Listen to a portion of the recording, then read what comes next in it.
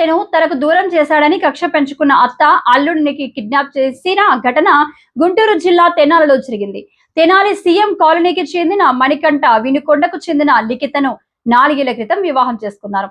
అత్త విజయలక్ష్మి వ్యవహార శైలి నచ్చకపోవడంతో మణికంఠ తన భార్య లిఖితను పుట్టింటికి పంపడం లేదు. కుమార్తెను తనకు దూరంగా ఉంచడంతో అల్లుడైన మణికంఠపై విజయలక్ష్మి కోపం పెంచుకున్నారు. 4 యువకులతో కలిసి తెనాలి విన్న విజయలక్ష్మి మణికంఠపై దాడికి పాల్పడి కుమార్తె లిఖితను తీసుకువెళ్లే ప్రయత్నం చేశారు. మణికంఠ అడ్డుకోవడంతో అతనికి కిడ్నాప్ చేసి కారులో తీసుకెళ్లారు. కిడ్నాప్ సమాచారం తెలుసుకున్న పోలీసులు మణికంఠను రక్షించారు. విజయలక్ష్మితో పాటు మరో 4 యువకులను అదుపులోకి తీసుకున్నట్లు తెనాలి 3-2 సిఐ సాంబశివరావు తెలిపారు. నేరానికి పాల్పడిన అందరిపై రౌడీ షీట్ విభేదం వచ్చింది. అప్పటి నుంచి కూడా మీ అమ్మతో నాకు విభేదం వచ్చింది కాబట్టి నువ్వు నాతో పాటు ఉండమ్మని ఇక్కడ తెచ్చేసుకున్నాడు తెనాలి. ఆ తర్వాత వాళ్ళ అత్తగారు చాలాసార్లు ప్రయత్నం చేశారు తన కూతుర్ని తీసుకుపోవాలన్నటువంటి ఉద్దేశంతో. సో ఆమె ప్రవర్తన నచ్చకపోవడంతో ఆ పాపగా లిఖిత కూడా వెళ్ళడానికి ఇష్టపడలేదు. ఇది మనసులో పెట్టుకొని చాలా ప్రయత్నాలు చేసింది తన కూతురుని తీసుకుపోదామని.